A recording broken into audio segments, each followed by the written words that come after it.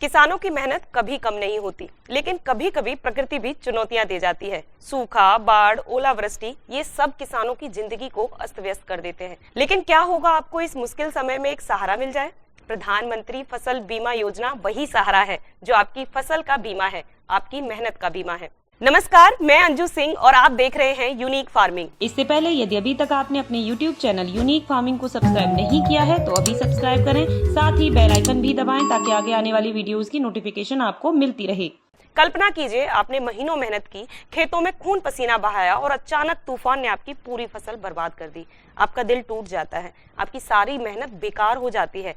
लेकिन अगर आपने PMFBY में पंजीकरण कराया है तो आपको चिंता करने की कोई जरूरत नहीं है। आपको आपकी फसल का मुआवजा मिलेगा। आप जानते हैं यह कैसे काम करता है? मैं बताती हूँ कैसे काम करता है। मान लीजिए आपकी गेहूं की फसल सूखे से बर्बाद हो गई है। आपको बस एक ऐप डाउनलोड करना है, कुछ फोटोग्राफ्स खींचने और आपका दावा ऑनलाइन दर्ज करना है। आपका मुआवजा आपके बैंक खाते में आ जाएगा। लेकिन सबसे अच्छी बात क्या है? कम प्रीमियम। आपको बहुत कम प्रीमियम देना होता है।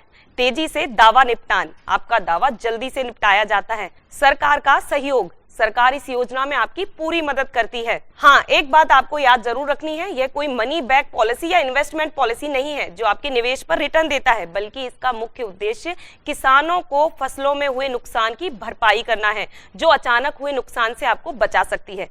बड़े स्तर पर किसानों ने इस योजना का लाभ उठाना शुरू कर दिया है। कहीं आप ही इसका लाभ लेने से वंचित तो नहीं है? तो चलिए अब बात हो जाए कि फसल बीमा की प्रीमियम दर क्या है। बता दें कि इस योजना के तहत रबी, खरीफ और बागवानी फसलों का बीमा कम प्रीमियम दरों पर किया जाता है। याद रहे कि अलग अलग क्षेत्रों में अलग अलग भौगोलिक स्थिति के अनुसार अलग अलग दरें निर्धारित हैं। सामान्य तौर पर रबी फसलों के लिए 1.5% प्रीमियम, खरीफ फसलों के लिए 2% और बागवानी फसलों के लिए 5% प्रीमियम दर तय की गई है। खरीफ फसलों के लिए 1 जुलाई से 31 जुलाई तक और रबी फसलों के लिए 1 दिसंबर से 31 दिसंबर तक आवेदन किया जा सकता है। इस समय यह योजना देश के 24 राज्यों और केंद्र शासित प्रदेशों में चल रही है।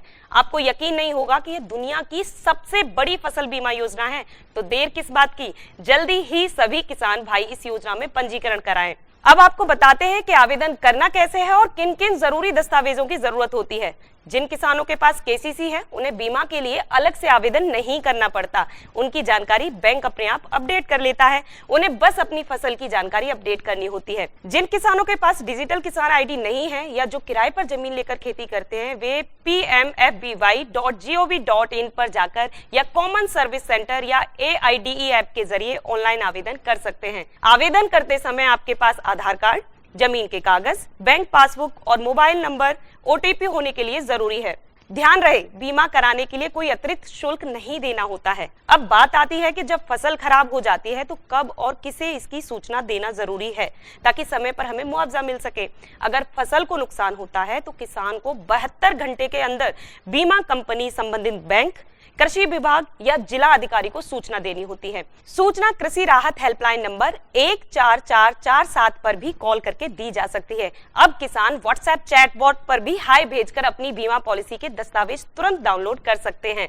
आपको बता दें कि साल 2016 में शुरू हुई प्रधानमंत्री बीमा योजना अब तक किसानों को भरपूर लाभ दे चुकी है। तो किसान भाइयों, अब देर मत करो, इस योजना का लाभ उठाओ और अपनी फसल का बीमा करवाओ। जानकारी पसंद आई हो तो अपने बाकी किसान भाइयों के साथ भी इस जानकारी को साझा कीजिए।